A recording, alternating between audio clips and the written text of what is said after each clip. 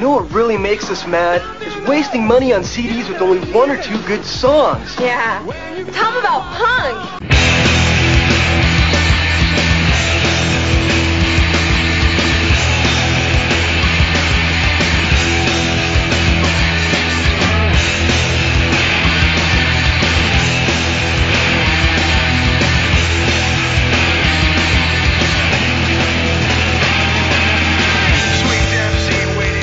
What's up, posers? Welcome to Punk Lotto Pod. I am your co-host, Justin Hensley. I am your other co-host, Dylan Hensley. And this is the show where we assign our guests a year, and they choose one punk, hardcore, emo, or punk-adjacent album for us to talk about. And today, we are talking to John and Garett of the band Calyx. Did I say that right? Calyx? Calyx. God damn. You got corrected on the show, and then you still said it wrong. Yeah, multiple times. I'll leave this in. And what are we talking about today, Dylan? We're talking about the year 2001 and the album Syncopated Synthetic Laments for Love by Yaphet Kotto, which is a record that we all really love. So it's a pretty good conversation. Yeah, it's a really fun conversation. Very much love this record. I love the Calyx record.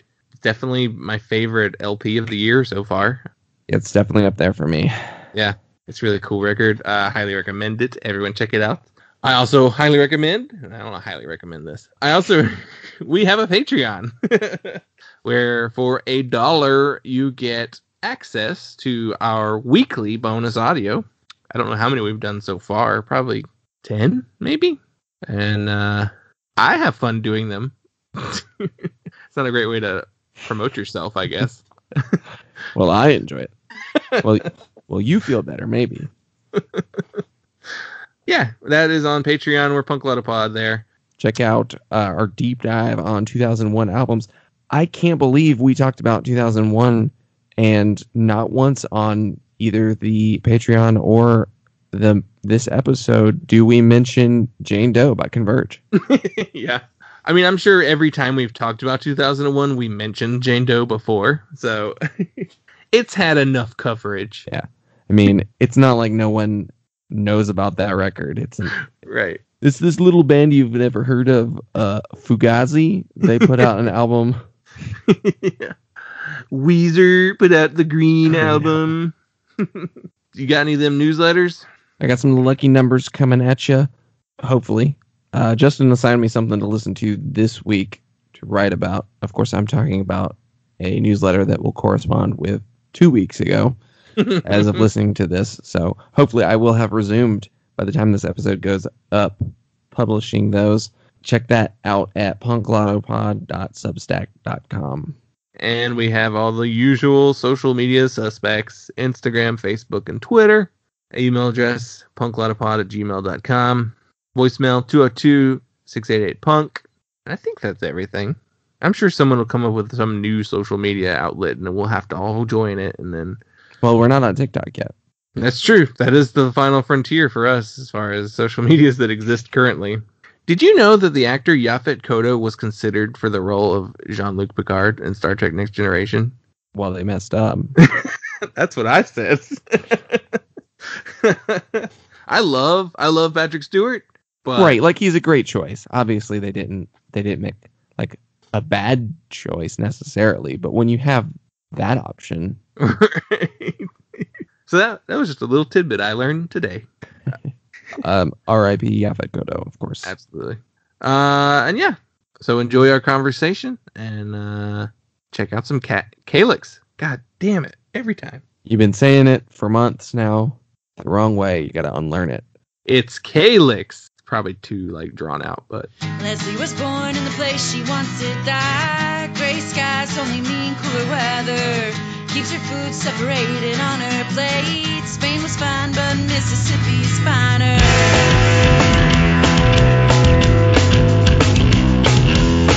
Found a good old boy to make her smile. Never questions the love of the father.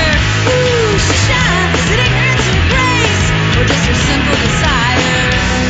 If a fool says it's gold, then it's gold. It still shines, it even glitters. All the love that you didn't find, every day is the same. It just keeps getting better.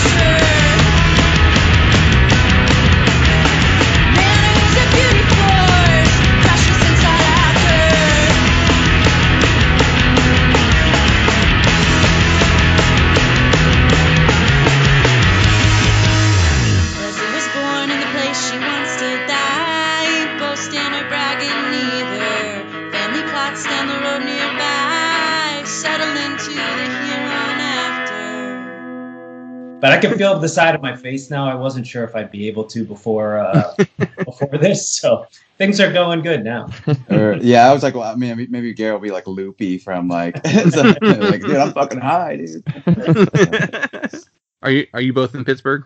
Mm-hmm. Yeah, totally. Yeah, that's cool.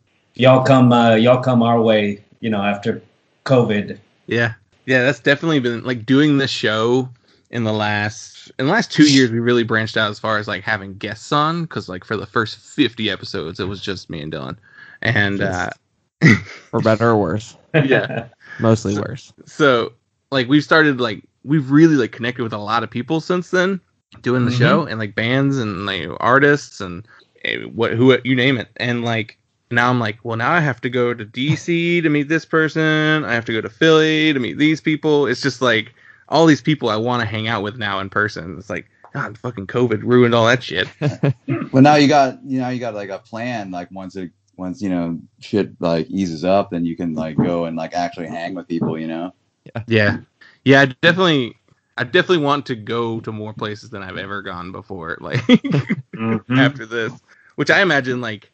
Being in bands and everything, like everybody just will be on the road like nonstop if they can, once everybody's allowed to.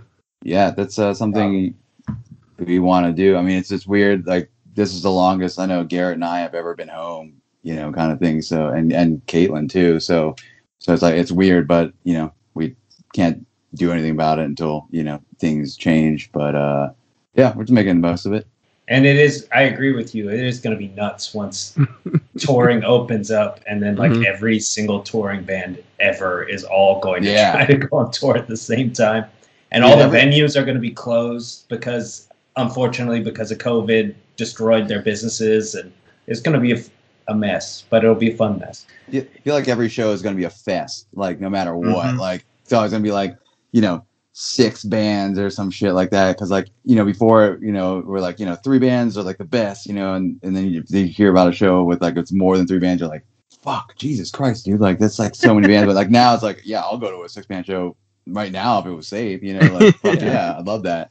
You're gonna have to make the choice between like the 6-band show or the 4-band show, like in town the same night. Yeah, man. This one's only got 4. I mean, it's gonna be like you'll be going to like 3 or 4 shows a week. Yeah, at minimum. Yeah, and then everybody will get jaded again, and it'll go back to normal. Like in a month. Yeah. I was gonna say that's gonna happen very quickly. Yeah, once everybody's like, oh God, I still gotta work in the morning, man. Right, yeah. I can't go to 7 house shows because they're all gonna be house shows. You get out of there like 4 a.m, wasted, and you're like, oh fuck, I gotta go. I cannot even have to go to sleep. I just have to go back to work. And just go straight to work from the show. Man, hate those times. For the listeners' sake, please introduce yourselves and let everyone know who you are and what you do in Calyx. I'm John, and I play bass in Calyx. I'm Garett. I play the drums. Awesome. Also in Calyx. And now I know that I've said it wrong. So it's not Calyx. Don't worry, it happens a lot. Calyx just released Stay Gone in February, and it is hands down one of the best albums of 2021 so far. Thank you. Thank you. It's a joint release by like a lot of labels. So it's Plastic Miracles, Salinas, Ethospine, and Chumpire. Ethospine and Chumpire. Yeah. How did that happen? Was it just everybody being like, we want to share the load of like, financing the release, or was it more of you're just friends with everybody and they all wanted to pitch in? I mean, I guess like the short version is like, yeah, we have a bunch of homies that also run labels that were down to help, but Salinas is a newer label, and Elise from Oceanator just started it, and not Salinas. Or not Salinas, Plastic Miracles, and she was down to put our tape out, so like that we got that covered, kind of thing. But we knew that we wanted to do vinyl, so our buddy Greg, who I've known for, I think I met Greg when I was like 14, and he's always run this little DIY label called Chumpire, and it was originally from like Western PA, like around Coney Island, Meadville, Edinburgh area, and then he moved to Harrisburg a while ago, but he's still doing Chumpire. So he mentioned a long time ago that whenever we want to release something, that he'd love to be involved with it. So definitely like had that in mind. And then Ethospine is our friends from Riverside, California, who are like the best people in the world that we've known forever as well. And Ethospine has been a label also for since like 2001, yeah. And they like, I mean, I got a hold of them and was just like, hey, Calyx is gonna record a full length. Would you guys want to be like help us put? And they're like, oh fuck yeah, of course, absolutely. So like they, I mean, we were really stoked. We're always really stoked to work with them because they're old great homies of ours and just the most wonderful people. So and then Salinas, I can't remember how we got hooked. It was our buddy Nick Romy in Bloomington told me, who just really likes us, was just like, hey, when you want to put out the record, let me know because I'm buddies with Salinas people and I'll pass it on and send a good word. And it worked. So that's it was like, oh, cool. That's awesome. That's like so cool to have like so many different labels involved and like all like really cool sounding labels. Like I know Salinas really well, you know, because they've done a ton of stuff for a while now. And yeah, we've had Elise on the show, and oh hell yeah, I love what she's doing with Plastic Miracles. So like, you know, that's really awesome. Like collection of labels to be associated with. Yeah, it's cool. It's really great because I mean, like one is like it shares like the load, you know, as far as like, you know, even financially, but also like, you know, I think it helps the other labels too, because, you know, it's like, you know, oh, I never heard of this label and this band, you know, that I like, I'm going to, you know, listen to the record or buy the record. Oh, what else is on this label? Oh shit, they got a lot of fucking sick ass bands on there. I'm going to also, you know, maybe buy a couple other records from these bands that I don't know or whatever. So it's like everybody's helping each other out, I think, in the most positive way. Yeah, that's definitely like how I find most of the bands that I listen to. Is I definitely just like, you know, label puts out a record I like, follow the label. You know. Yeah, totally. There's a great chance they're going to put something else out that I'm going to like in the future too. So stick with them. You know. Yeah, and like also like that, like Oceanator like just got on polyvinyl, which is fucking awesome. Like that is so fucking cool for them. I'm so stoked for them. That's so rad. Yeah, that was like. What did she sell out of that record? She either like sold out right when she signed or like right after the announcement that she signed. Oh man. And I was like, that's so great. Like sell out of your own copies and then immediately get signed to like a huge name that everybody knows. So it's gonna be awesome. Hell yeah. I mean, again, like, you know, they deserve it because Oceanator is such a fucking sick band, and yeah, they're always like working their asses off. So like Elise is like just constantly, I feel like, doing shit, and like also like all Oceanator shit is just like fucking phenomenal. So like, you know, bands like that are just perfect, like they deserve, you know, something like that, I think. Yeah, for sure. Let's see. I saw that you recorded the record with Evan Bernard of the Super Weeks. How was that? It was great. It was super great. Yeah, you could do it better, John. Evan, again, has been an old homie, and we played a couple shows with No Thank You, who, you know, I'm sure you've heard the new No Thank You record. It's like one of my favorite fucking albums. Like it's I can't stop listening to it. And but played a couple shows with them, and like I just like got a whole, like we like talked like, who do we want to record with, blah blah, and I was like, well, Evan is still doing recording that Big Mamas, and you know, he's a wonderful person and like likes our band a lot too, and I know like he does wonderful work with like engineering. So when I hit him up and I was like, you know, would you be into it? He's like, absolutely, yes, of course, please, like, you know, let's set a date kind of thing. So Evan is such a great, like, positive, like, rock for us, and I feel like I've said this so many times, but because we spent, I think it was like 3 straight days with him,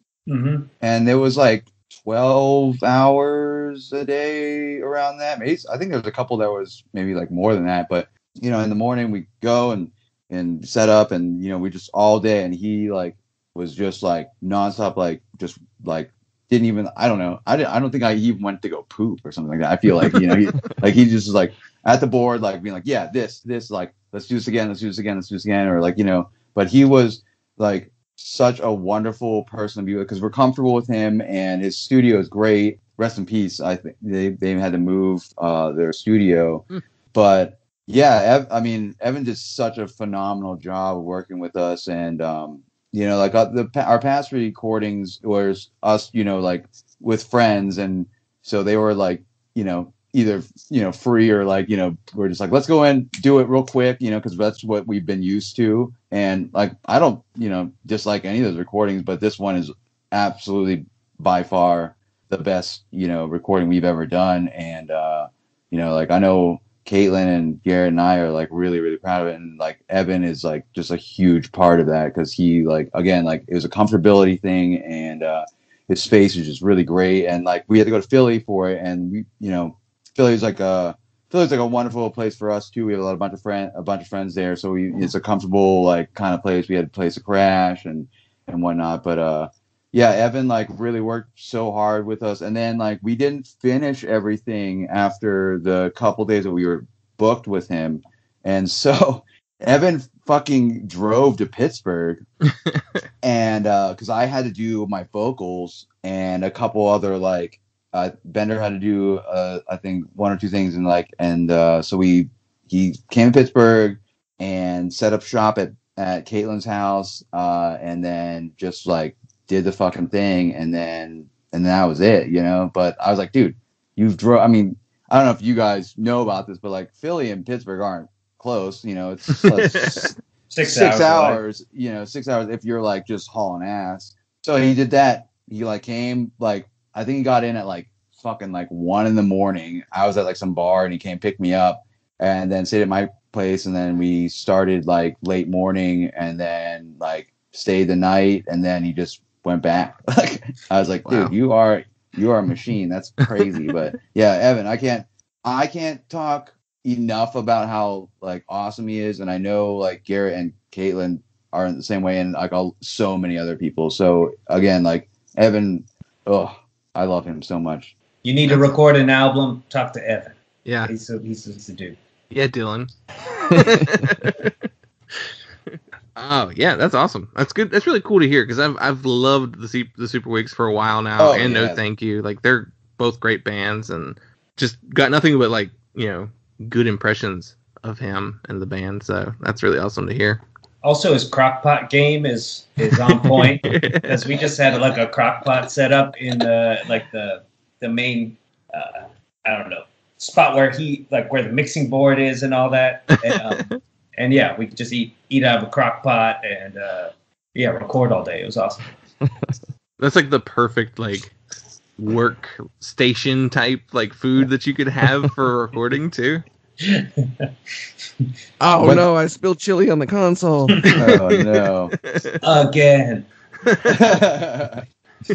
Well, which one was it? Was it the white bean chili or was it the regular?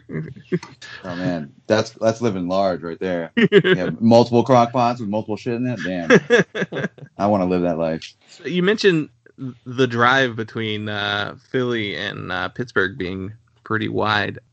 I feel like Philly kind of like hogs all the national attention for what's going on in like the music scene in the state of Pennsylvania. How is the Pittsburgh scene compared? Like that's super well known, but like I don't think Pittsburgh is as talked about as much.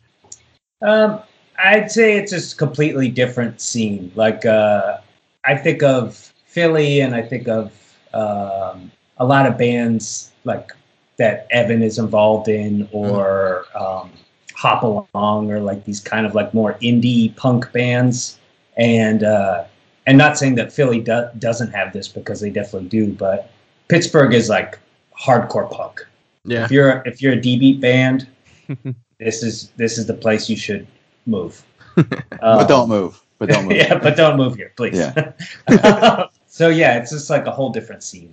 I'd say, but it's still cool. There's still lots of shows, and but it's definitely like gross, heavy, fast stuff. Usually. Yeah, it's. I mean, it's and Pittsburgh's pretty small compared to Philly too.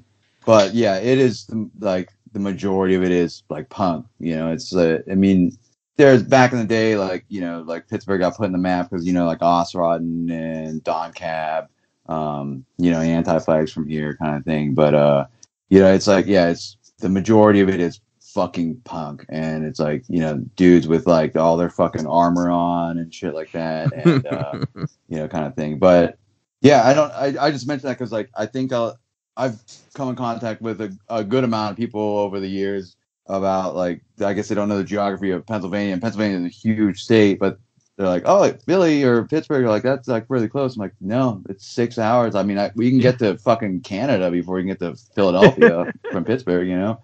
But that's the way North Carolina is. Like Asheville to Wilmington is like 6 hours. Like that is super fucking spread out. So like you would never be like, oh yeah, we'll just play Wilmington tomorrow. You know, it's not like you got to be ready. Like you want to play Raleigh before you want to get all the way to Wilmington. Yeah. Pittsburgh's kind of in this cool, weird place too, where, or maybe cool's not the right word always for touring, but like it's not on the East Coast. It's not in the Midwest. If you're coming from Chicago to, say, New York City or something, maybe you'll stop through. But like it's in a weird, geographically speaking, it's in a weird place. So a lot of bands end up missing us.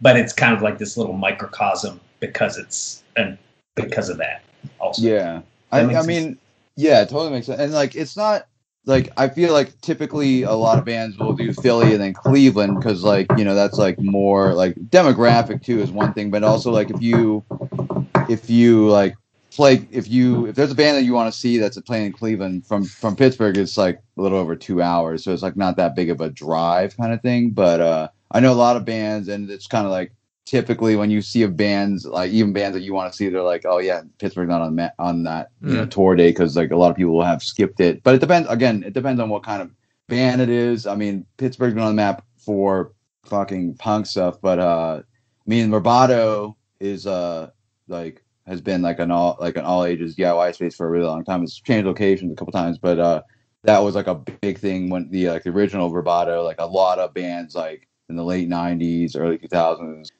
played there. So like, you know, like DIY, punk, hardcore, like indie rock bands played a lot of, and like would hit Pittsburgh up. I know that, but you know, like, I mean, like, I think like putting like example, like Billy Joel played Pittsburgh like 6 years ago or 7 years ago, I think. And I think it was his first time ever playing Pittsburgh. Whoa. And I was like, what? Like, and I wanted to go to that show. I fucking love Billy Joel, but I ended up not being able to go. But I was like, wait, what? Like, I mean, I know people fucking skip Pittsburgh all the time, but like, I was like, man, damn, that's crazy. Like, where is he from originally? New York. Man. Yeah, that's really weird because you would think when he was first starting out, at least, that Pittsburgh would have been a stop on early tours. I mean, yeah, I mean, I could be misinformed, but like I remember when like he like announced his tour and he was playing at I think it was at PNC Park or maybe it was Heinz Field. But I read something and they're like, yeah, Billy Joel is coming to Pittsburgh for the first time. I'm like, what? That's fucking insane. Like, and also like, you know, I mean, you got a bunch of fucking yinzers here who like love to drink, and I was like, why? I mean, people love Billy Joel here like anywhere else, but I was like, this would be like a perfect place for, you know, Billy Joel to fucking play. But yeah, I don't know. Yeah, it's weird that like, you know, it's been skipped over, you know, quite a bit. But I don't know. It like it's weird because like venues come and go too, and you know, again, like this is a very punk place for like DIY like aesthetics. So it kind of makes sense in a way that like, you know, maybe bigger bands would not be coming here, but it's changed in the last couple of years though. Like there's way more people that live here and bringing a lot more things, and like there's a lot, like the scene's a little different because there's like a lot of transplants, newer people coming in, so like, you know, it's like a, you know, like more of a younger crowd. So but yeah, I don't know. I mean, punk will always be here. Like that's just where like it's never gonna fucking die here. Yeah, I mean, it thrives in places like that too that aren't necessarily like on the traditional tour path. So like there's places like a good example around here is like Johnson City, Tennessee. is like super punk. Like it's like real a lot of crust stuff, a lot of like almost just a super DIY thing. But like nobody ever goes there to play shows. Like it's just like that town has developed their own little pocket too, and like it's just because they weren't on the main path. It's like everybody goes to Asheville or like Nashville, like because it's in Tennessee. So that's where punk thrives a lot. I want that contact, that Johnson City contact. That sounds good. I'm sure I can find somebody for you. Yeah. We definitely know Matt Evans from Old Flings. He's just died. He's in Asheville, so he definitely knows people in Johnson City. They played there plenty of times. So hell yeah. I mean, the small like places too, or like like smaller cities or whatever, are like I think, in my opinion, like the some of the best places to play because they always get skipped over. Nobody knows about them, but like there's obviously people there who are like like-minded and enjoy music and fucking punk. So like that's the thing. Like Garett and I grew up in small towns in like northern PA, but it was always really cool when a fucking touring band would come to our little towns and want to like play some like some above a Chinese restaurant or like some a house show or something like that. So it's like an integral part of us growing up. But like those are like the cool places to play. But like also like I understand like okay, all these huge cities are on the map, so it's like it's easy in a way easier to get a show or something like that. More venues, more people. Yeah. But it's I've definitely heard that it's not always playing the big city is not always rewarding because it's very easy to be in an empty venue in a big city. Just as easy to be in a playing to 4 people in New York City as it is in the middle of nowhere. Yeah, it's so congested. There's there's so much going on there that which of the 20 shows do I choose to go to today? Kind of thing. Like so, and that's understandable. But it's not like not playing those cities is always like pretty fun, like in general. But like like playing the small places, I think is more like my speed too, because I think you meet some like really interesting people and some bands that fucking you get to play with that like nobody's heard of, or they're just local kind of thing, but like you're like, what the fuck, it just fucking blew my mind, and like nobody fucking knows them because they're from wherever, and they're not in a city, in a way. Like I mean, this is like I'm basing it off of too, like like where I'm from and like growing up and kind of thing like that. So it's moving to the city, like you see a little more, but when you book a tour, like on tour, like when you play a show, a place that you've never been to, you're like, oh, I don't know how this is gonna go, and a lot of times you're like, oh, that was fucking awesome, met some cool people, played with a sick band, like and so I mean, you don't know what's gonna happen though. Yeah, it really could be both extremes. Yeah, it really can be. Awesome. Let's see, what else do I have in my notes here? You were both in Ed Hakuli, right? Yep. Yes. That's like I can see it. Like Calyx is a very different band from that one, but at the same time, like I can see that it's. I guess it's because you're writing songs, so that's part of like that's going to carry over no matter what band you're playing in. But I see Calyx as like almost the pop version of what that band was doing, as far as like the bass and mathy elements, and instead of the sludgier stuff, it's more pop driven. Is the songwriting approach in the band this group effort, or is it more of like somebody comes with like a full-fledged idea that you're teaching the whole band? It depends song to song, but it definitely is. It's definitely a little different where Caitlin will often come with at least some bare bones of a really beautiful, awesome song, and then we'll kind of just dissect it and just, I don't know. We always joke it's like we just fuck it up. Basically, she writes this beautiful song and we just fuck it up. But then she also writes all these parts and John and I come from like playing like some pretty complicated, like we're pretty good at playing instruments, but sometimes she'll write a part that like, it's just weird timing that like doesn't make sense to us at all. So we kind of like both get to challenge each other in that aspect. And then in the end, it kind of turns out like a Calyx song, which is like, it's poppy, but it's also got some like kind of fucked up parts in it. And I end up making it on accident way faster than anybody, either John or Caitlin wants it to be. And yeah, it just kind of like morphs that way. So it's pretty organic way of like Caitlin brings something with a very open mind, and we kind of work together and butt heads on it until it comes cool. Yeah. And I always have a problem because I always have in my head I'm not going fast, but it turns out I'm going super fucking fast all the time. So it's like trying to work on that.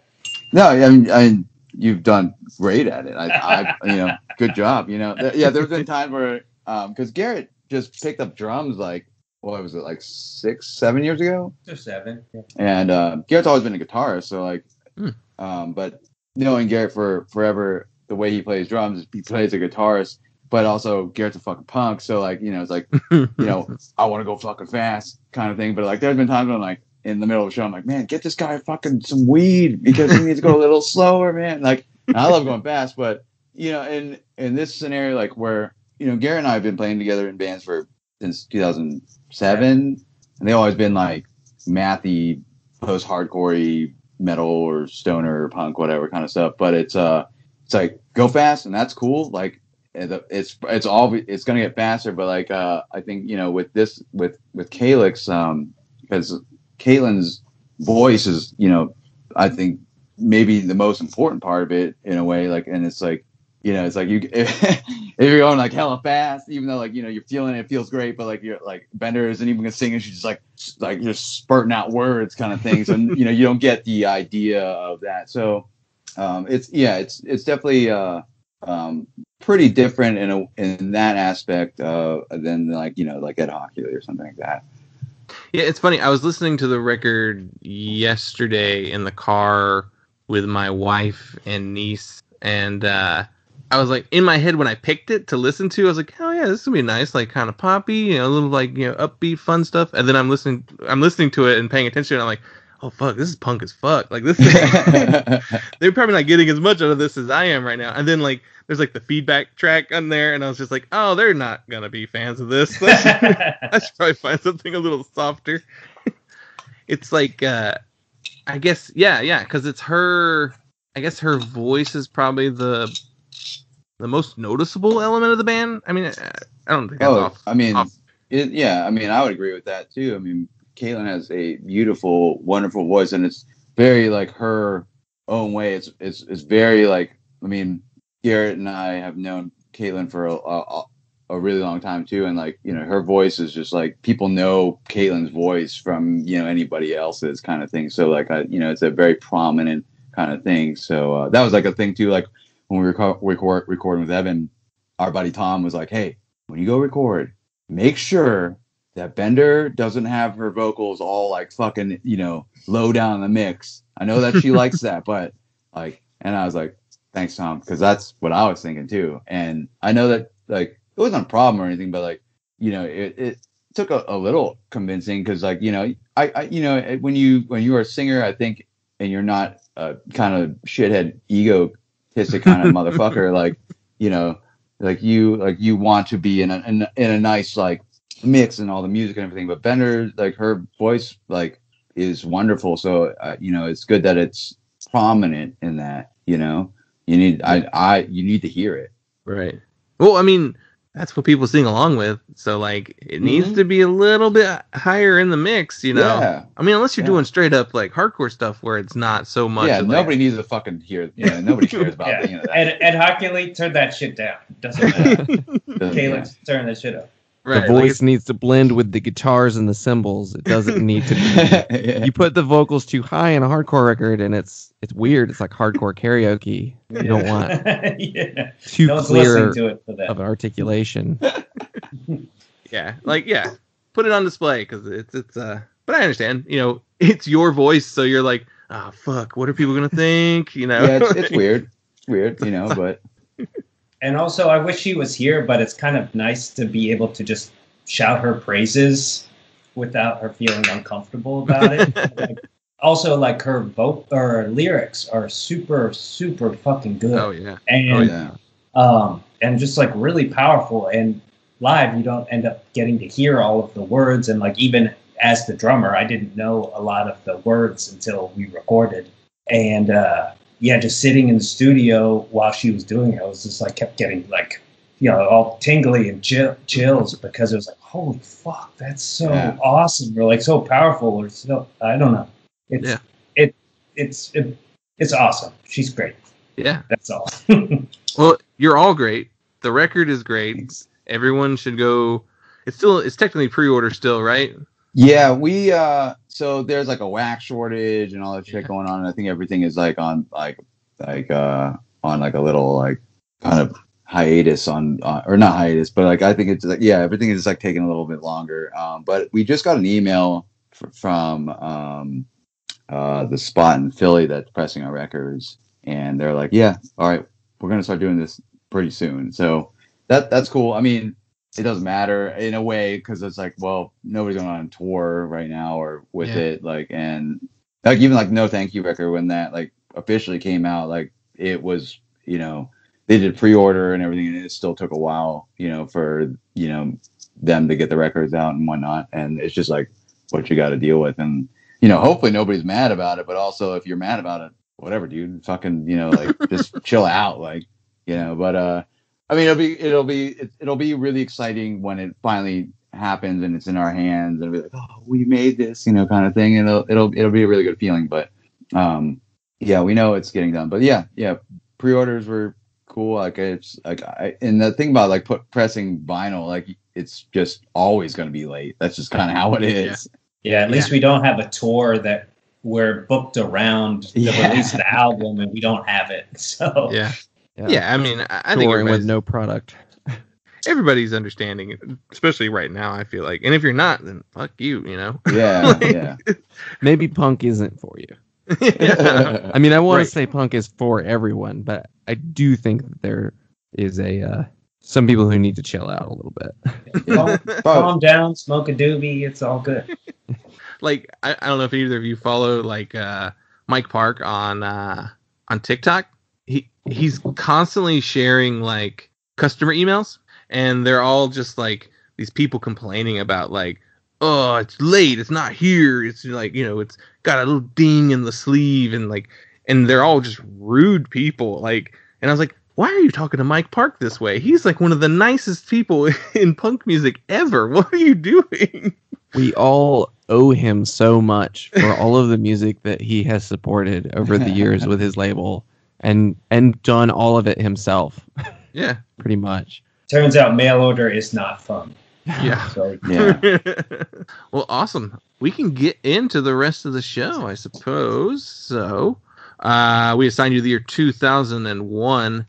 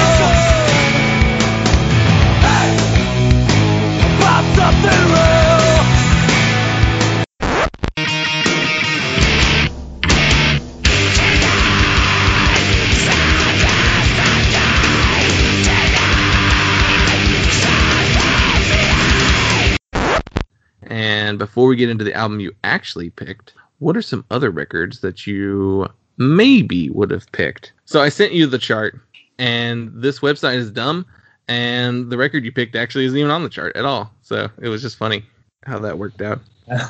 They have it listed as 2002. Yeah, but we'll save that. So, Dylan, I'll let you go first, actually. If you were the guest, what would you pick off of 2001's release list? I just listened to not this record, but a different Rainer Maria record this week. So I would be inclined to want to talk about A Better Version of Me by Rainer Maria. It's a great album. Really good band. Still not appreciated enough. Yes, absolutely. Yeah, they're very much this, like, on paper they're respected as far as, like, everybody being like, yes, that's an important band. But, like, people don't talk about them the way that they deserve to be talked about. I don't know too much, so I can't say anything. I fucking love Rainer Maria. That band, I saw them twice, and they are amazing both times. But yeah, Better Version of Me, like, is like, I think, in my opinion, like a quintessential like Rainer Maria album. You know, it's like it just starts off so fucking perfect too. But yeah, that was also one of like something like I was like that's a great album. You know, that's something that I listened to like as a kid. You know, kind of thing, and like, you know, so yeah, good choice. Looking at the list too. My other maybe choice, if I wanted to be really nostalgic, is The Anatomy of the Tongue in Cheek by Reliant K. Because I was fully a fan of that band when that came out. I was 11 years old, so.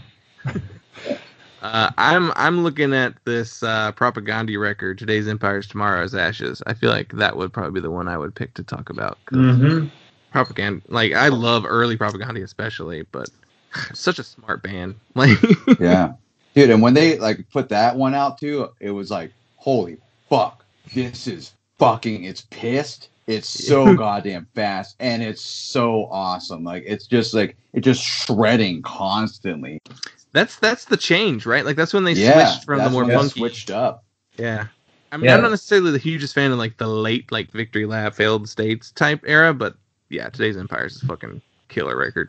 We listened to, when Ed Ockley was on tour in Europe, we listened to the new Propagandhi album that came out, and it was not good. I think, you know, I was just like, what the fuck is this? Like, but like, they're like a metal band now. Like, that's basically what they are now, like thrash almost. And there's like, it's very polished. Like, Yeah. a lot of their later albums are like have like that production quality to them, but it's just like almost got too polished. it's like radio friendly. It sounds like, you know. Mm-hmm. Yeah, that's definitely a tale of two different bands completely. And now back to the original question. What would you almost pick that was on the 2001? Propagandhi was one of mine. Yeah. And then another one was Strike Anywhere, Changes a Sound. Yeah. In high school, I loved Strike Anywhere. Like, I thought they were so good. They were my favorite band in high school. And that album, like, I listened to it so much during those from 2001 to 2004. So that's definitely mine for sure. Yeah, they're definitely a band that, like, they didn't really polish their reputation like a lot of their like contemporaries did, you know? Like, people tended to fall off on them, but it wasn't because of really much that they did specifically. Mm-hmm. And like, maybe if they kept putting out albums, like, I feel like their last album that they put out that wasn't just like a release of like unreleased things was in like 2006 or something. I could be wrong on that. So yeah, it kind of dropped off after that, but I saw them a ton of times in like probably 2003 to 5, and it was awesome. There were always tons of people there. And this is like really like heartfelt, fast, political, punk, hardcore stuff. It's cool. Yeah. Good. John, was there anything else that jumped out at you? Oh man. Yeah. I mean, 2001 wasn't like a big year for me as far as bands I like, but there was like a handful, and I'd say like Hot Water Music's Fighting to Crash was a big one for me, because I always love Hot Water. Like, I grew up listening to Hot Water, and like that was their first Epitaph release too, and I love the production on it, even though it was like drastically different into the, like, if you are, you know, used to hot water, all their other things were like, you know, not the best recordings, but like, you know, you got what they were doing. And but Flight and a Crash was, I was like, dude, this album fucking rips. Plus, like, dude, Jason Black's bass tone on it is like so great. It's very high in the mix, and I was like, and I love Jason Black. Like, I like definitely, like, as a kid, like, kind of worshipped like his fucking bass playing, because it's like, it was always, I don't know, I think, you know, I met some people that are like, it's too much kind of thing, but like, I thought it was wonderful because, you know, like, you know, Chris and Chuck are just like kind of playing 4 chords, and fucking George and Jason are kind of just like running with the fucking rhythm and like making it even more melodic in a way.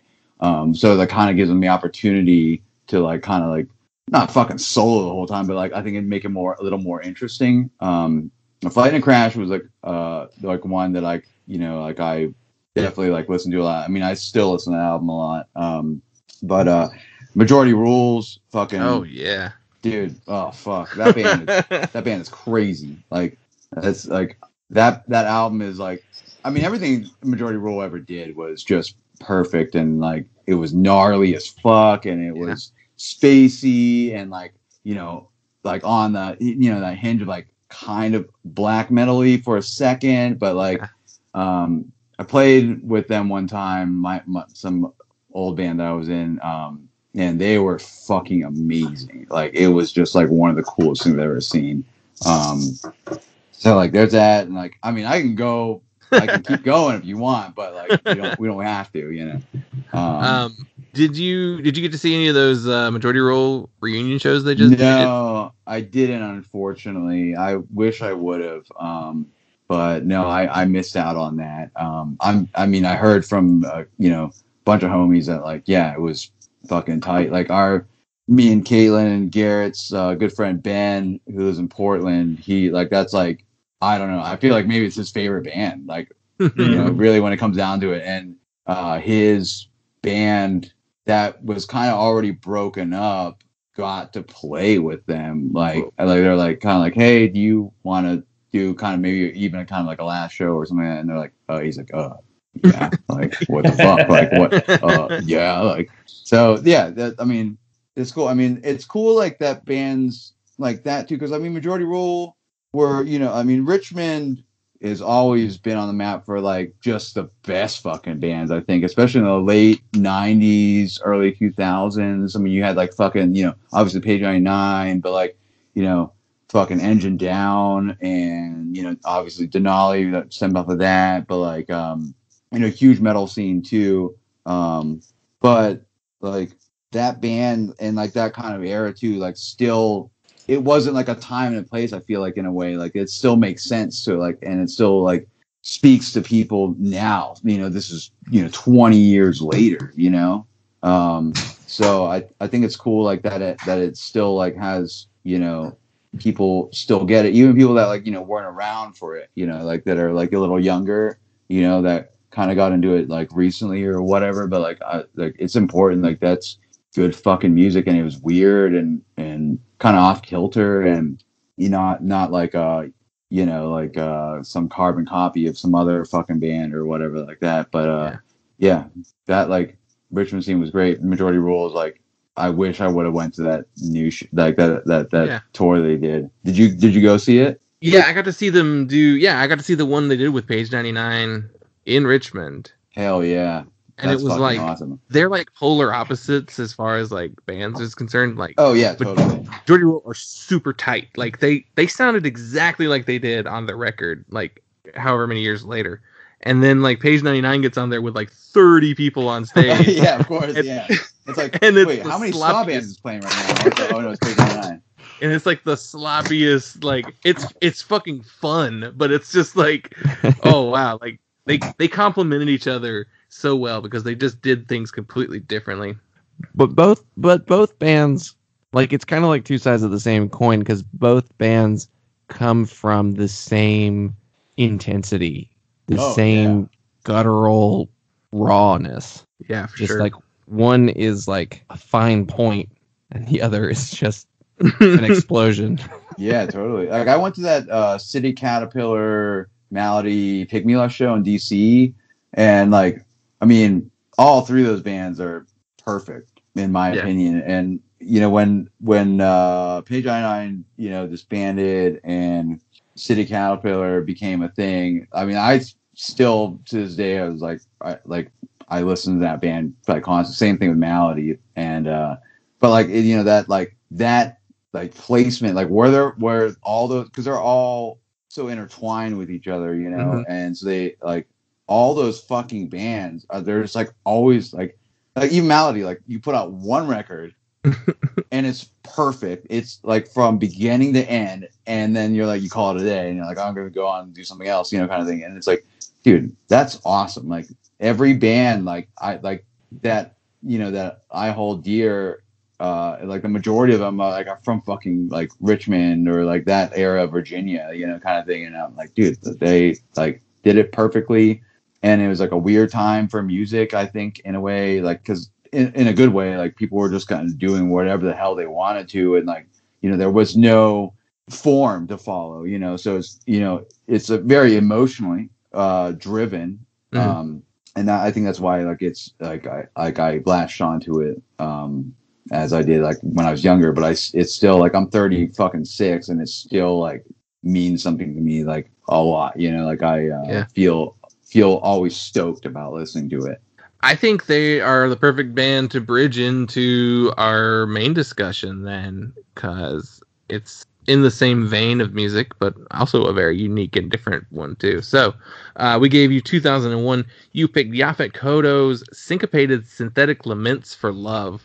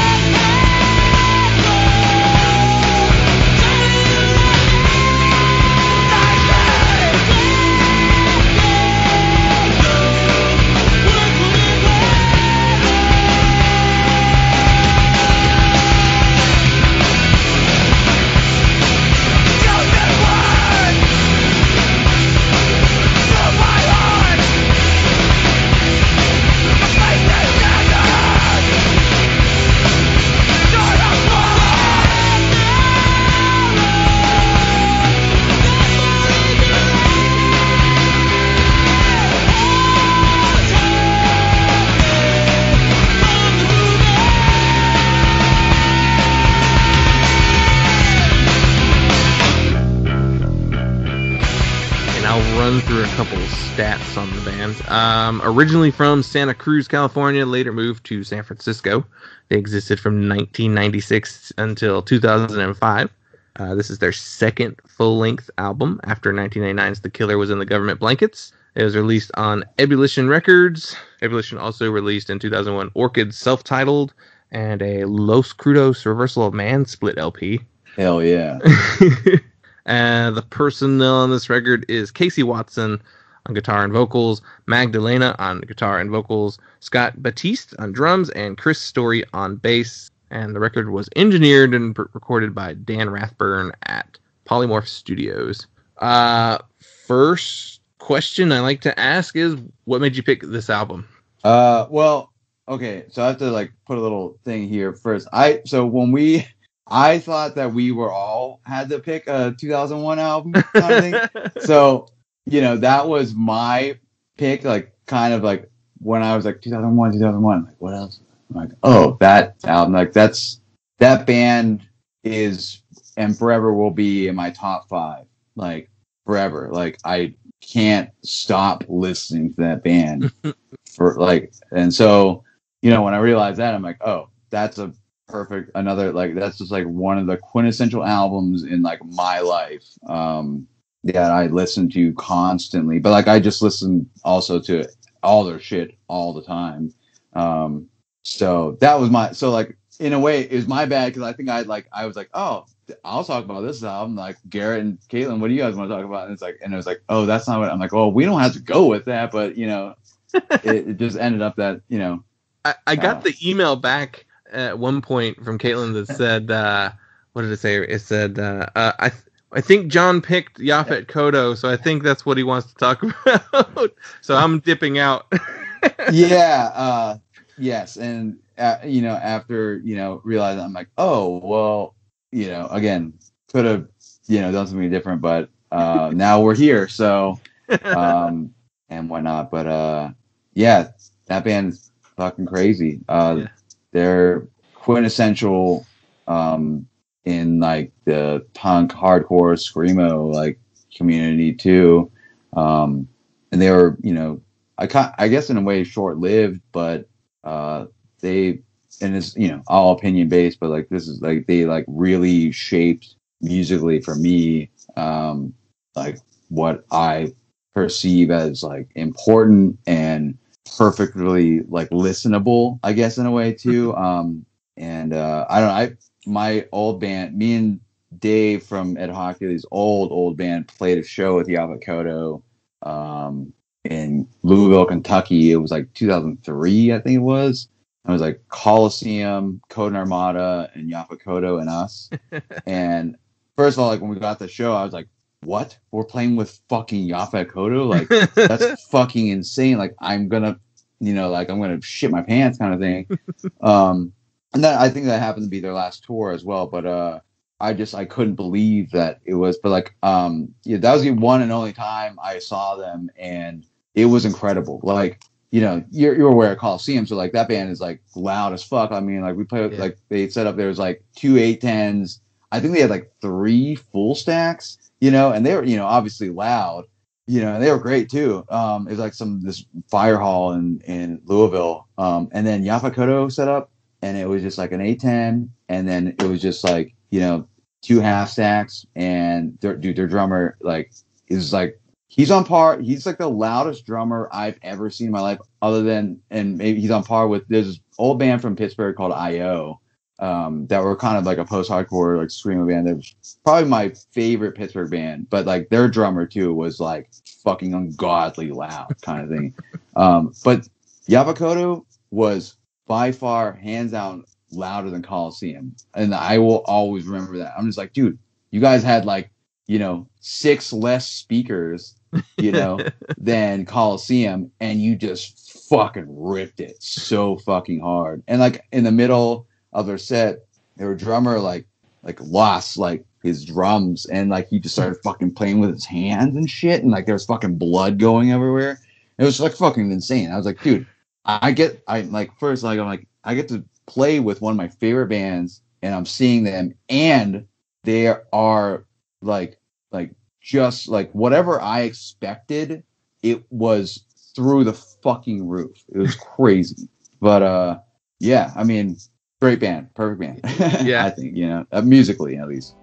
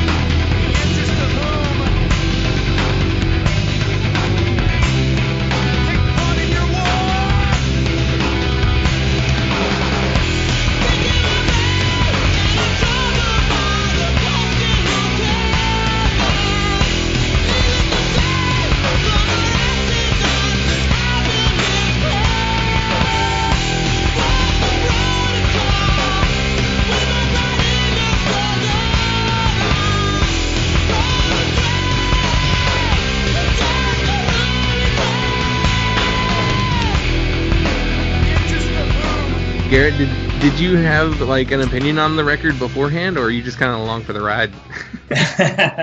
Well, I'm always along for the ride, but no, I really love this record. Yeah. And I learned, like, when I started hanging out with John is basically when I started listening to this record. And yeah, it's fucking awesome. It's like a perfect combination of like it's fast and gnarly and heavy, but it's so pretty and minimal sometimes. And the drums come. I look at it a lot as a drumming perspective, and just the drums. Like after John saying how loud the drummer was live, like it makes the album sounds like that. Where it's just like, yeah, the drums sound fucking awesome, and it just sounds like it's somebody with like just listening to the bass drum alone. It's just like it's just like a bass drum without a front head with somebody hitting as hard as they possibly can the whole time, and it's great. I really like this album from start to finish. It's fucking awesome. I unfortunately never got to see them because they were done by the time I was really starting to go to shows. But like I heavily got into them during like I guess everybody who like is really into punk and hardcore and stuff like that. I'd say a majority of people have like a screamo phase if they don't like permanently stay in it. And Yaphet Kotto was like probably one of the first like standout bands for me that I was just like, holy shit, this is so good and sounds completely different from everybody else in like their same scene.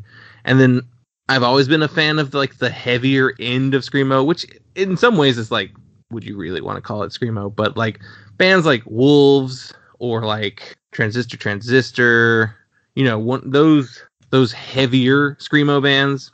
Like I've always, gravitated towards them, but Yaphet Kotto was just like this, like so much better than everyone else. Yeah. I think primarily because of Magdalena's like addition of his like clean yelling vocals. Like I think that's like the star of Yaphet Kotto. That's like, I mean, when I first heard them, it was before Syncopated came out, and I was like, what is this? This is exactly what I want in a band. Like I was just immediately in love with the band because it was like Garett said, it was heavy, it was fast, but it was like it's beautiful too. Like it is so like pretty in like this gross ass way, but like also like that they were like so, but like it was so melodic. And Mag's vocals like really like definitely are like a huge part of it, but like also, they're very, they're pretty politically driven, and, I guess you could say, like, they touch on, like, the racially charged shit that, like, is, is still going on and kind of, unfortunately, will forever go on. But, so, like, I definitely, like, latched onto that, too. And the fact that, like, they were on Ebullition, too, like, and I was like, Ebullition is such a cool label. They put out so many goddamn good records and good bands, and like I was like, man, you guys got it going on, I mean, the fact that they did that 3-way split with NB and This Machine Kills too was like I was like, dude, that's fucking rad too. Like, so I mean, Mag put on a show for me and Garett's old band and Caitlin's old band back in 2008. And at his house, and with this band Spires from the Bay Area as well, and it was like pretty cool, like in a way, but like I was like, dude, he's like, what do you, because I was like, dude, I mean, like I was a fucking dude. I was like, dude, I love your band. Like I know that you guys aren't band anymore, but I was like, I'm that guy. I was drunk enough. I was like, I'm a huge fan of your band. He's like, what would you describe Yaphet Kotto as? I'm like, your screamo band, and he was like kind of butthurt about that, and I was like, you are, dude, like that's just what you are, like, I'm not, whatever 60 or whatever you are, but like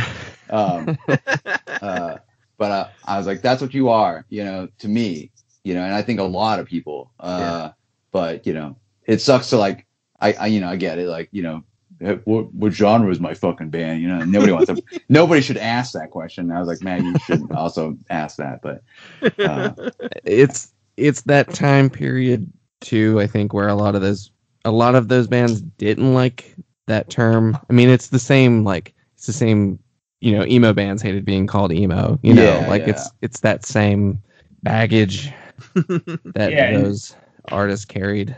And John and I's band doesn't like to be called screamo or scrams. Or I don't think I hate the word scrams. Yeah, dude. When I first heard it, I was like, "The fuck?" There's some kid, and I was like, "What the fuck did you just say to me? What word? What scrams?" I'm like, "The fuck is that?" They're like, "It was screamo." I'm like, "Well, just what was wrong with the term screamo? I don't scrams. That sounds even worse than screamo. Like that sounds terrible. Like scram, get out of here." I was like, dude. All right, maybe I'm just too old too. Like that was like it was never a term that should have been used seriously. Right. I definitely had my early getting into screamo using that term kind of just as just for the sake of differentiating it from what so many people called screamo, that was the popular post-hardcore or whatever that was popular when I was a teenager. So needing to have that differentiation for me, but whatever, that's all screamo too. It's fine. It's genres are made up. Yeah, I don't give a shit about genres. Fuck that shit. But that was at first I was like, man, and there's been I think we were playing some show somewhere in Oregon or I think it was Oregon, and saw some flyer for it was blackened crust scrams, the description of a band, and I was like, ew, what the fuck? The grossest two words together ever is blackened scrams.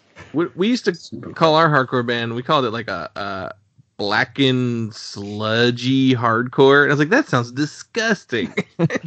A friend of ours who not punk at all would often make fun of a lot of the ways that we talked about the music that we made and all the subgenre labels that we had for every type of metal that we listened to. When we first posted that on Facebook, he commented, "This sounds like something you scrape out of an old drain, like a clogged drain." It's unflushable kind of thing. Maybe. What was your band called? We were called Cinder and Smoke. We had one EP. It's really a demo too, more than anything. But yeah, we played a handful of shows. What's our best show? Best show was with Coliseum, actually. Yeah, sick. Supposed to be Burning Love as well, but their van blew up on the way, so they couldn't come. So we missed that, but missed seeing Chris Callahan. But it's whatever.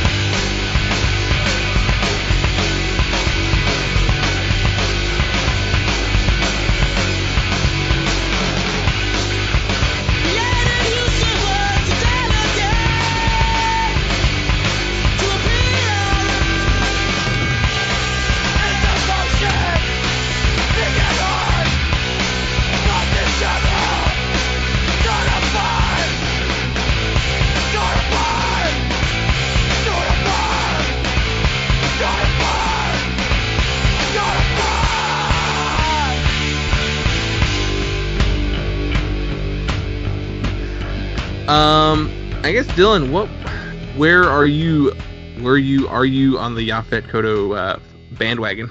I guess. I love this band. I love Yaphet Kotto. I love they kind of, to me, they bridge the gap between the earlier not 2000s, but earlier 90s, Southern California kind of emo stuff, and then the screamo, the Page 99, Richmond kind of era, then and Ampere, the Northeast kind of screamo stuff from this time period. And it's a little bit of all of those bands kind of rolled into one, and all of these sounds that I really love from emo and screamo in one band, and you can't complain about that. Like they're just you want to sing along with it, even though you can barely tell what they're saying. Yeah, in the lyrics, you just like you want to lift your voice up with those soaring kind of melodic yells. Yeah, and just really, really cool little guitar parts. Just an all-around interesting band.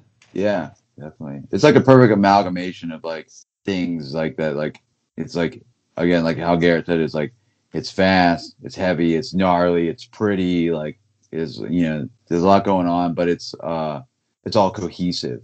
So it's I definitely get vibes of the like. Yeah, you're right. The West Coast, like Sarah Kirsch bands, which Mag played in Bread and Circuits with Sarah. So, like, like Fuel inspired, type of emo hardcore.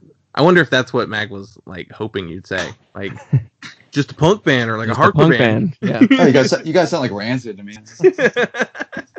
You like Bad Religion, Like Journey, Journey's a good, Bay Area punk band, So this is the second record. Personally, I think it's their best record. It's kind of, they have 3 full lengths, and this is kind of like the middle as far as like the sounds that they do on all 4, or the records on either side.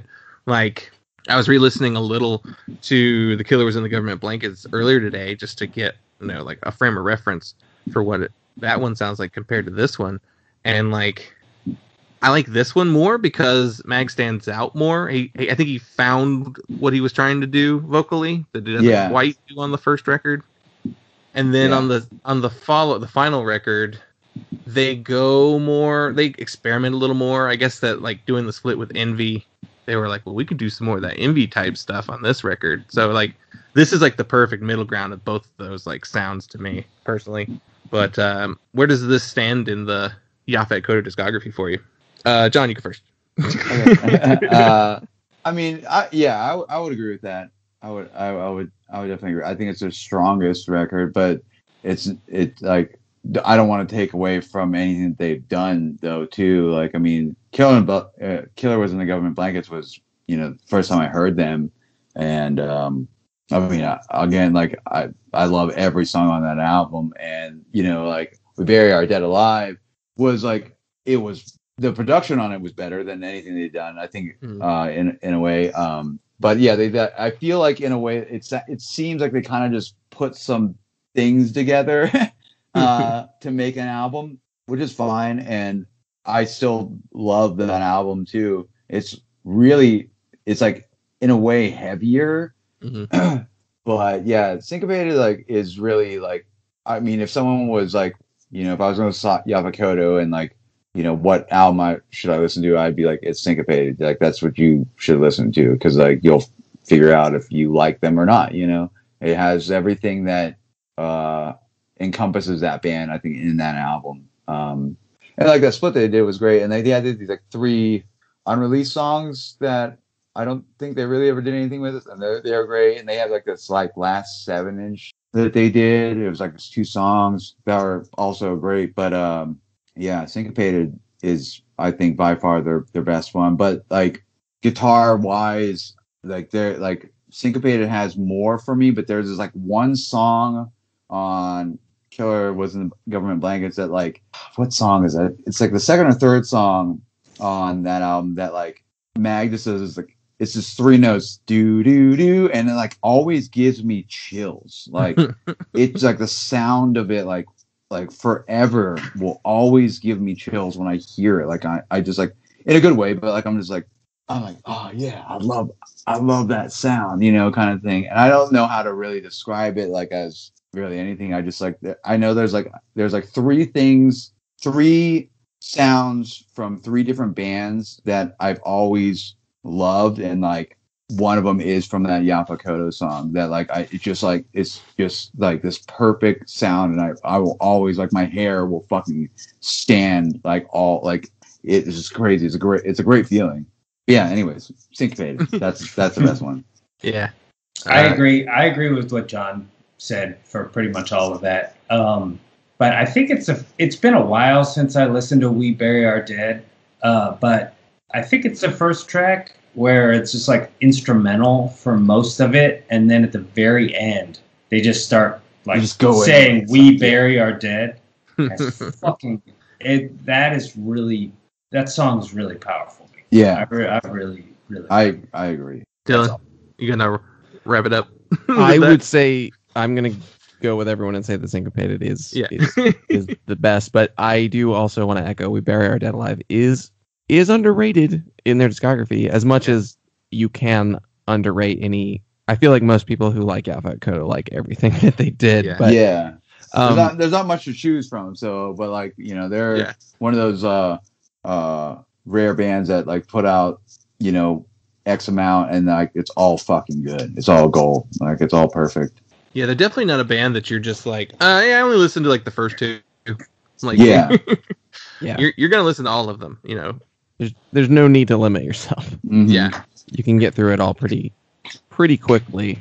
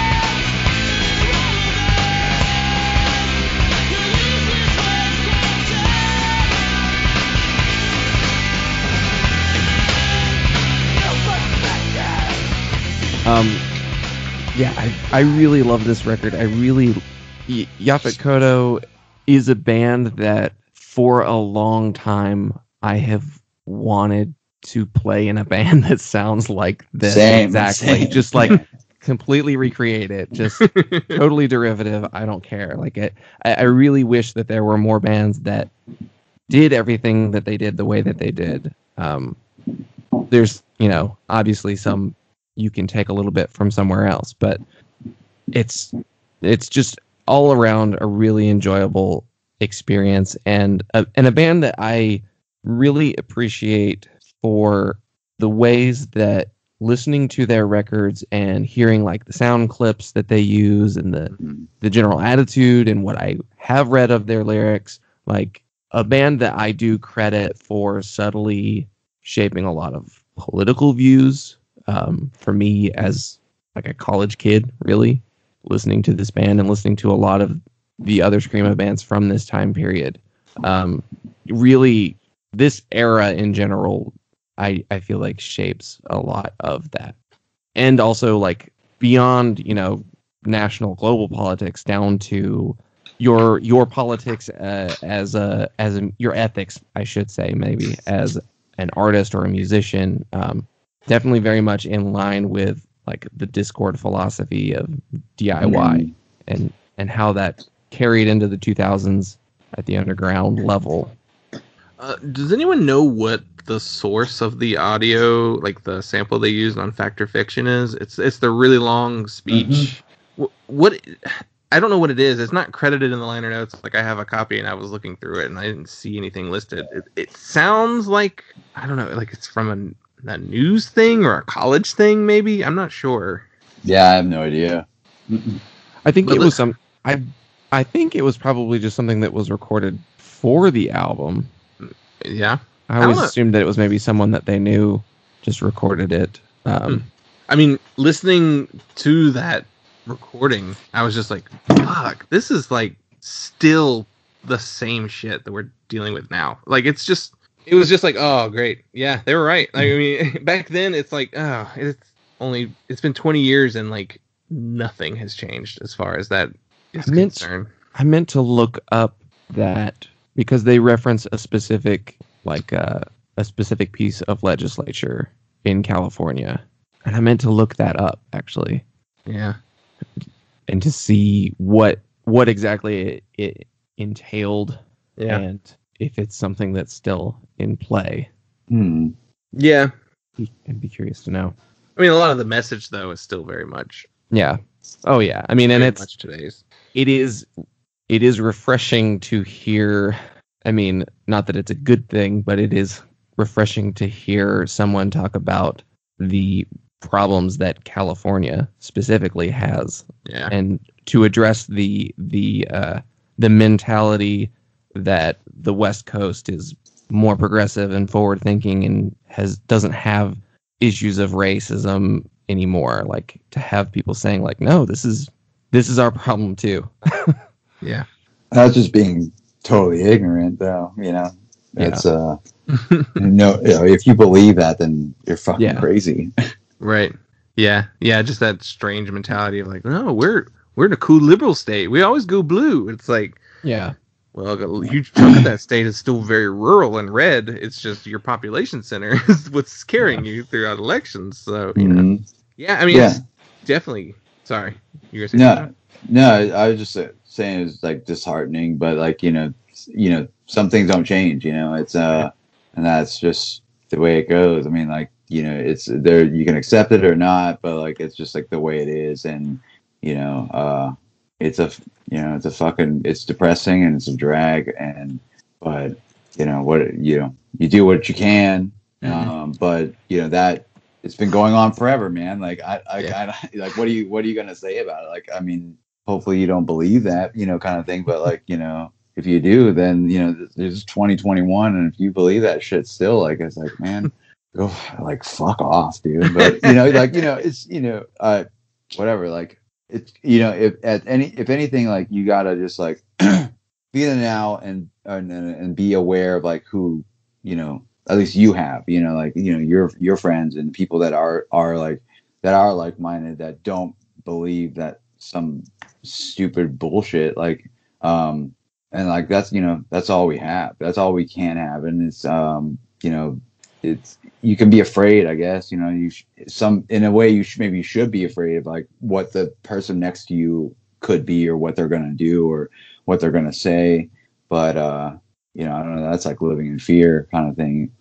You like as a human, you understand that humans are, generally pretty shitty. So like, you don't want to assume that every single person is terrible, but going about it, like, living life or, every day, it's like, well, if someone does something, like kind of like, revolting or, just absurd, you're like, well, I guess it's not really surprising. It's just sucks that you are an idiot, but what are you gonna do about it?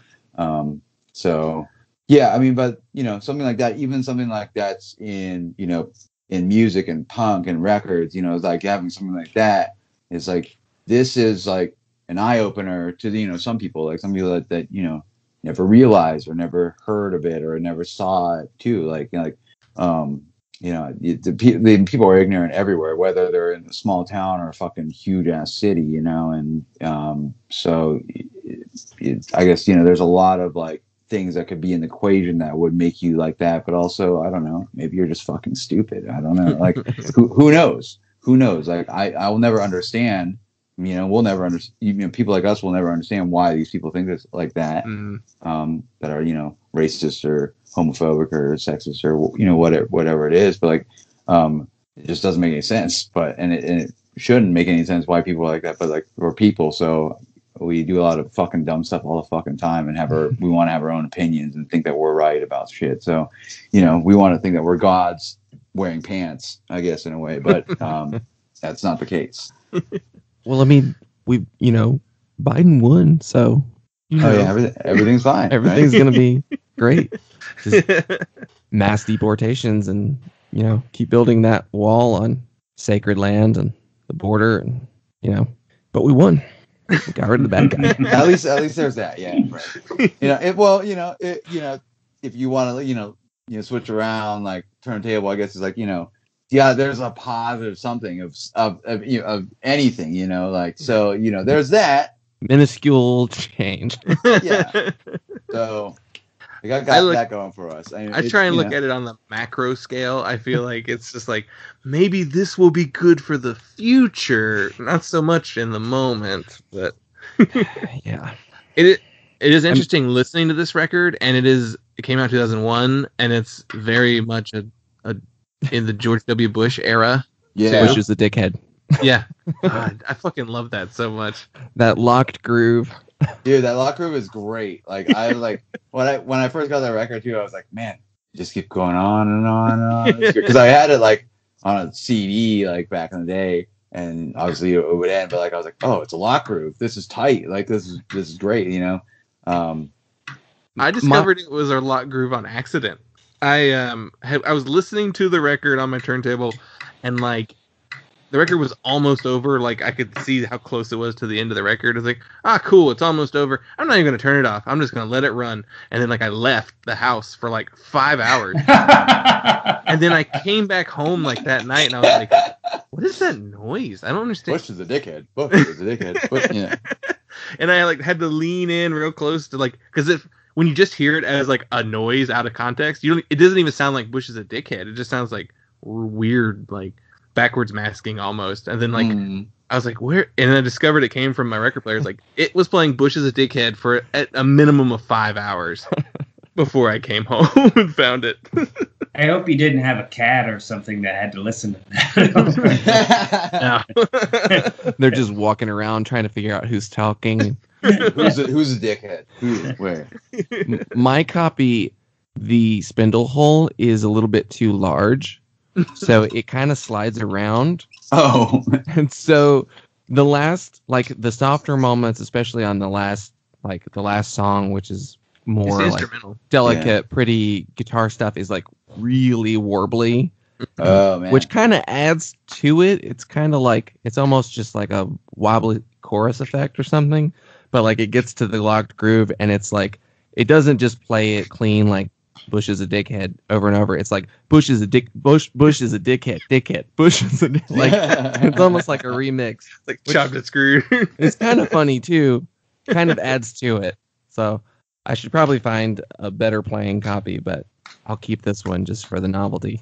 Well, they're all around. They're like, apparently it seems like nobody wants them, because like I've seen that record in so many stores for like $1 or like whatever, and like I'm like, man, like if you only knew how perfect this is, but you got me one of those records. Yeah, you got me that record probably the same way. I think it's the screamo aspect. Like, it happens a lot with screamo bands, I've found. Like, you'll find all sorts of stuff like, oh wow, there sure are a lot of Kodan Armada 7-inches in this box, Oh yeah. People just jettison that chunk of their discography because they became DJs, and like they're like, we can't have it. I can't have this. Who became a DJ? Wasn't there someone? Yeah. Was it Billy from Hot Cross? Oh, was he? Yeah. Oh, I was thinking, what's his name from Becoming Skrillex? Oh, yeah. From First to Last. First to Last. Yeah. Well, Billy was definitely like a local level club DJ. There's always Steve Aoki, who ran Dim Mak, but who's, in This Machine Kills. So I didn't know that. Yeah. I had no idea. So there's that. You are a screamo kid in San Diego running a punk label, and then you're like, I'm gonna be a DJ because why not? I'm gonna make a fuck ton of money. So, I guess my last question is: do you think the actor knew about the band?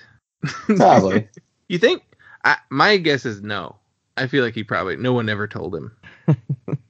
Yeah, I mean, hopefully, that, like, when you hear bands like have, like Charles Bronson, it's like, did Charles Bronson know about Charles Bronson kind of thing, or, but I don't know. But I would hope that if he did know, if Yaphet Kotto knew about Yaphet Kotto, then I would hope that he was like, yeah, I'm okay with this. Like, maybe it's not something I listen to, but yeah. I feel like Yaphet Kotto would be more appreciative of a band being named after him than Charles Bronson would be the band Charles Bronson. Who knows though? Maybe real Charles Bronson. Maybe he got really into hardcore. He's like this band named after me. Oh, all right. I like this. This riff's real hard to see him like with butt flaps and like amoebics patches. and like with Ed Hockley, we're named after a dumbass NFL referee, and like just through touring and people having our shirts, there have been several occasions where like somebody's wearing an Ed Hockley shirt and somebody sees it and is like, he's actually my uncle or something. Let me take a picture of it and send it to him. So like even if he probably knows about Ed Hockley, the band, so like I assume Yaphet Kotto being a much bigger thing, he has to know, or he had to have known. Yeah. Do you know if he's heard your band? We don't know. I don't think. Do we, John? I don't know. I have no idea. But I feel like, wouldn't you be curious? I feel like I'd be curious if there was like somebody with my name as a band. I'd be like, well, what do they sound like? Well, are they good? So, the thing about this is, so Ed Hockley was playing a show in Baltimore, December 2019, and my buddy Trip from Pittsburgh, he's like, he was watching Sunday Night Football, and he texted me, and he was like, they just played an Ed Hockley song on Sunday Night Football, and I was like, what are you talking about? He's like, I was sitting there watching the game, and they went to like, they were like coming over to like, whatever discussion questionnaire kind of thing, and like they were playing what song was it? Chilling Amongst the Party. Yeah, Chilling Amongst the Party. And like Trip was like, he's like, watching it, he's like, know this. Holy fuck. And then they played like the first like 20 seconds of an Ed Hockley song on like Sunday Night Football, and I was like, cool, man. Like that's crazy, but that's just a smart music supervisor. Yeah. For the programming is just, I bet they probably do that like all the time, like play a little bit of American football. Yeah, right. Football, etc. Try and find any bands that have quarterbacks, that Philly band. We are like, dude, we're gonna be rich. This is awesome. But then it turns out if they only play 20 seconds, you don't get shit. So. Yeah. Well, we're gonna mail a copy of an Ed Hockley record to Ed Hockley. Well, I think he lives near you, dude. Yeah, you live in Phoenix, right? I'll just hand deliver it to him. Yeah. Yeah, he lives in Tucson, I think. So. It's an hour and a half. Yeah. Do it for us. I mean, I feel like we could probably talk about this forever, but at the same time, I think the audience kind of got the gist of where we stand on this record. I think we all love it. Yeah, we're all fans of it. It's a good one. Yeah, it's a great one. Track down a YouTube stream of this record. I don't think it's on anything. It's not on Spotify. It's annoying. It's not even on Bandcamp. I wish. Yeah, no, I think it's just on YouTube. I think the only thing on Bandcamp is there's a label that put out that last 7-inch, and I think that's it. Like, so you had to do that, or you had to download it from fucking Napster, Livewire, or some shit like that back in the day. Thank you guys so much for coming on the show and talking with us. Thanks for having us. I seriously, everyone needs to go buy your record, and then go to Discogs and find a used copy of this record. And I wanted to plug this. Check out Magdalena's got a newish band. I think they put something out last year called Middle Aged Queers. Yeah. Kind of just a queercore punk band. Pretty good stuff. Lead singer of Limp Wrist, right? Is it? I think maybe so. That's right. What? Yeah, I think it's lead singer of Limp Wrist. What was his other band too?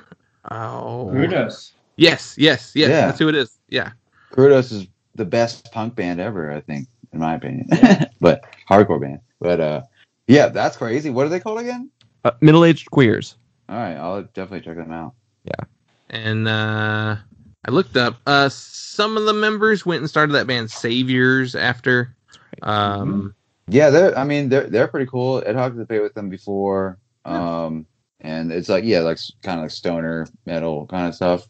But yeah, I think that's everybody in the band. I'm sure if we haven't mentioned anybody, they probably have something else too. But the other guitar player singer was in Look Back and Laugh. Yeah, that's right. That's the other one. You know, they're not around now, I don't think. Right. And then the bass player was in Jenny Piccolo. Yeah, that's right. With Locust. That's probably the biggest thing. So there, you got a whole world of bands now you can go look up. Please tell everyone where we can get your record and like social media, where to follow you and all that good stuff. Spotify has it. iTunes, I believe, has it in our Bandcamp. It's just Calyx PGH Bandcamp. I don't know. There might be some other places, but Salinas, you can order the record from there, and Ethos Pine, or get it from us. Like you can just email us or whatnot, and we can send it to you as well. Awesome. And then one last thing, I mentioned this in the email. I forgot to mention it at the top of the recording. We like to ask all our guests to shout out a charity or a nonprofit or something that they personally would like people to either like donate to or become aware of. So do either of you have anything that you would like to shout out? We meant to talk about this, John. I'm sorry I fell asleep last night. Personally, I would say Prevention Point. Caitlin has done a lot of volunteer work with them, and it's a needle exchange, and they do really good shit. Nice. Obviously, Black Lives Matter has like always been a just like fuck.